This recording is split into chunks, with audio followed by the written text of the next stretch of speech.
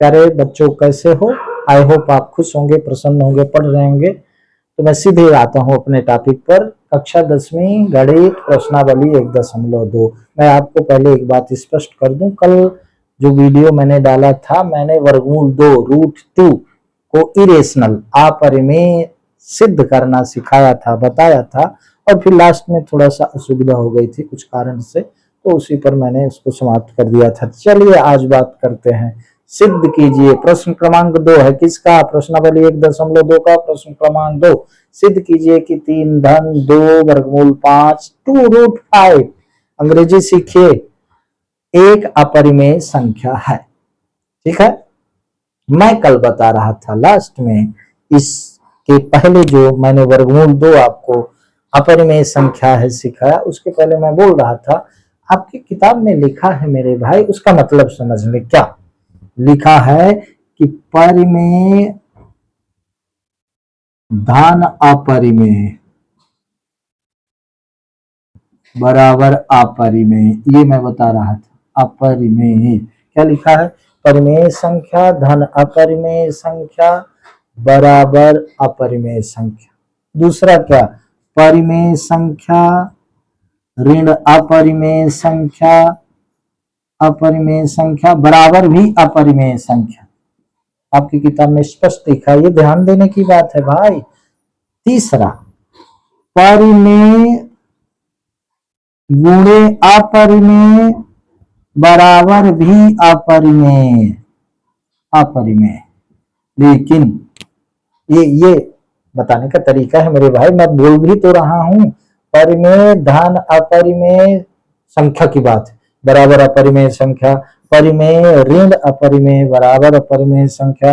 परिमेय गुणे अपरिमेय बराबर भी अपरिमेय, लेकिन यहाँ परिमेय शून्येतर होना चाहिए, ऐसा आपकी किताब में लिखा। शून्येतर मतलब शून्य के इतर, शून्य के अलावा हो, शून्य हो जाएगी। मान लो परिमेय संख्या शून्य होती है, शून्य गुणे वर्गमूल 2 बराबर शून्य हो जाएगा।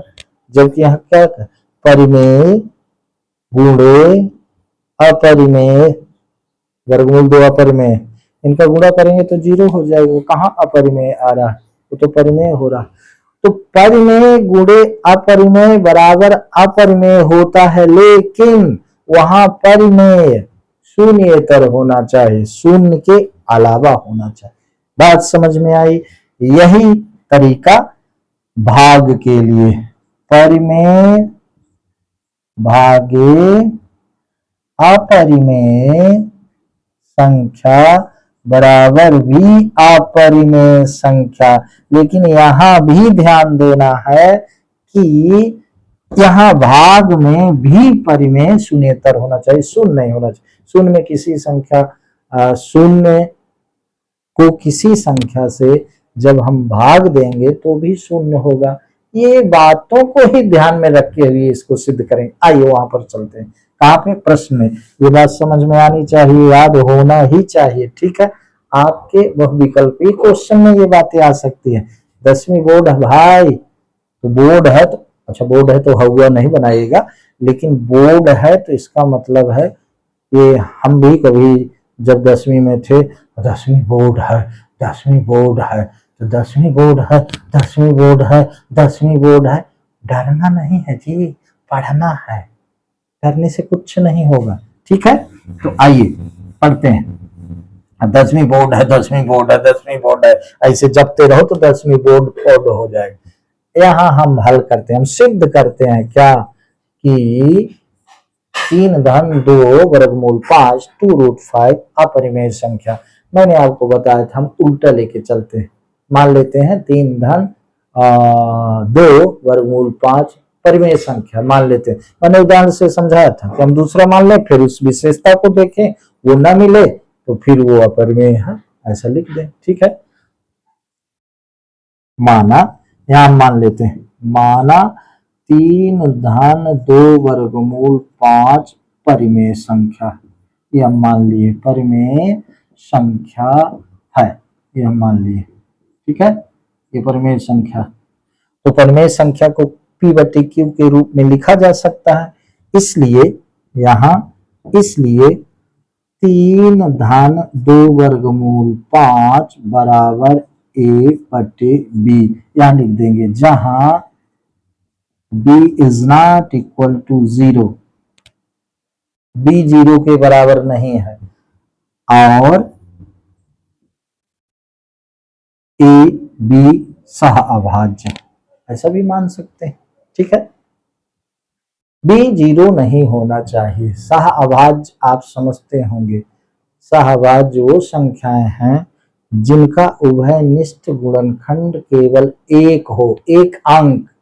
ठीक है, तो ये हमने लिख लिया। अब इसको हम व्यवस्थित करेंगे तो ऐसा लिख सकते हैं, कैसे लिख सकते हैं, 2 वर्गमूल 5 बराबर a बटे b ऋण 3।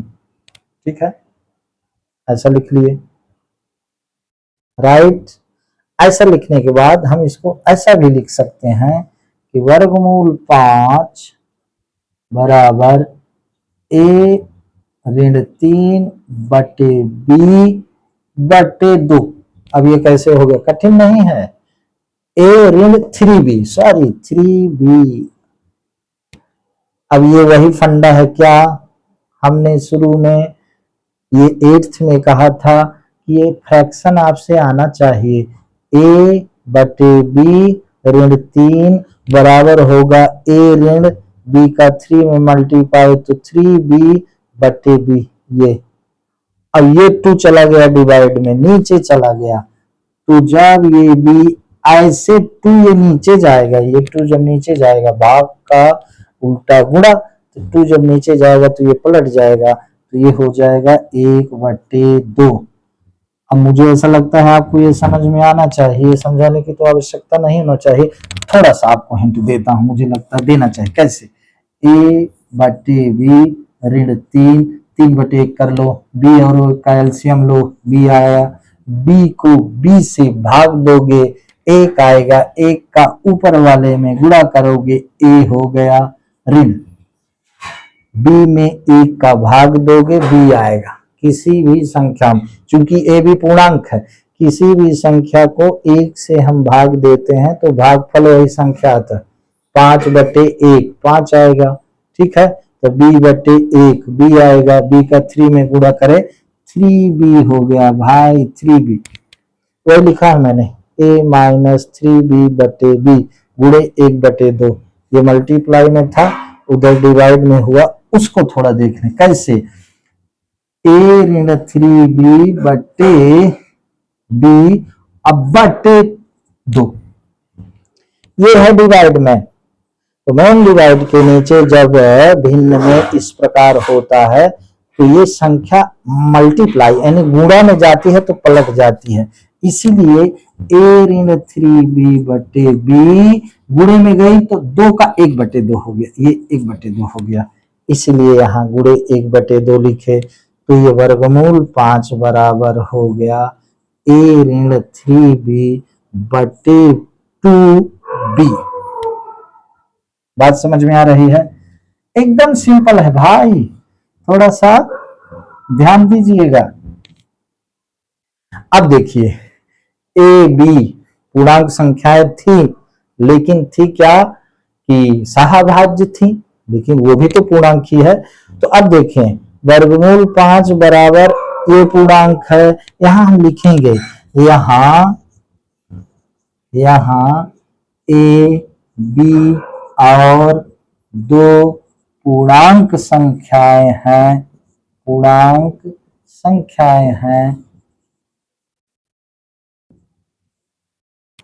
इसलिए a ऋण 3b बटे 2b परिमेय संख्या होगी, इसलिए आगे लिखेंगे, इसलिए a ऋण 3b बटे 2b क्या होगी, परिमेय संख्या होगी। तो अब इधर ये परिमेय है, इधर ये पीछे प्रूफ है, उदाहरण में भी प्रूफ है कि ये वर्गमूल 5 अपरिमेय है, ये अपरिमेय बराबर परिमेय कैसे हो सकता है भाई। ठीक है, तो विरोधाभास उत्पन्न हो रहा है, इस तथ्य में विरोधाभास उत्पन्न हो रहा है। विरोधाभास क्या उत्पन्न हो रहा है, ये वर्गमूल 5 अपरिमेय है भाई, और ये परिमेय है, क्योंकि ये पूर्णांक संख्याओं का है संक्रिया, जोड़ घटाना भाग, तो पूर्णांक ही ना आएगा। ठीक है, तो पूर्णांक ये भिन्न ही है, ये परिमेय ही है। तो इधर अपरिमेय इधर परिमेय, बीच में बराबर का चिन्ह, इसका मतलब क्या हुआ, अपरिमेय बराबर परिमेय, जो कि संभव नहीं है। तो यहां लिख देंगे, थोड़ा सा मैं मिटा रहा हूं, यहां लिख देंगे, क्या लिख देंगे, a-3b/2b परिमेय संख्या है और वर्गमूल 5 अपरिमेय संख्या है। अतः परिमेय संख्या और अपरिमेय संख्या बराबर नहीं हो सकती। इसलिए हमारा यह मानना कि ये एक परिमेय संख्या है, ये माने थे, यह एक परिमेय, यह 3-2 वर्गमूल 5 यह एक परिमेय संख्या है, ऐसा हमारा मानना गलत है। अतः निष्कर्ष यह निकलता है कि 3-2 वर्गमूल 5 एक अपरिमेय संख्या। एकदम सिंपल है, आपके उदाहरण में भी लिखा है, कैसे लिखना है ये आप उससे भी देख सकते। मैं तो मतलब समझा रहा हूं भाई कि ऐसे क्यों हो गया, बात समझ में आ रही। इसके आगे ये अपरिमेय और परिमेय यहाँ बराबर, ये बराबर हो गई, तो परिमेय और अपरिमेय संख्याएं बराबर नहीं हो सकती। इससे विरोधाभास, विरोधोक्ति उत्पन्न हो रही है। इसलिए हमारा मानना यह गलत था कि 3-2√5 परिमेय संख्या है। अतः हम इस निष्कर्ष पर पहुंचे कि 3-2 वर्गमूल 5 एक अपरिमेय संख्या है, सिद्ध हो गया। ठीक है, इसी तरह से एक आध क्वेश्चन और देख लेते हैं, इसके बाद फिर नए टॉपिक की जब शुरुआत करेंगे अध्याय 2, तो फिर वहां पहुंचेंगे, तब बात करेंगे। और मैं आपको बता दूं, अब आप अगर थोड़ा सा इसको समझे होंगे और दिमाग में आया होगा तो ये बिल्कुल सरल है। अब प्रश्न क्रमांक सिद्ध कीजिए कि निम्नलिखित संख्या अपरिमेय। ठीक है, इसमें एक चीज और आपको समझा देता हूं, 1/वर्गमूल 2 इसको सिद्ध करना है क्या, अपरिमेय। ठीक है, वैसे मैं आपको बता दूं, एक क्या है परिमेय, √2 वर्गमूल 2 क्या है, अपरिमेय। तो वैसे भी हम जानते हैं कि परिमेय और अपरिमेय का जब भाग दिया जाता है तो अपरिमेय ही आता है, ये तो ऑलरेडी सिद्ध है। लेकिन इसको सिद्ध कैसे करना है, वही तरीका, वही कि हम मान लें, माना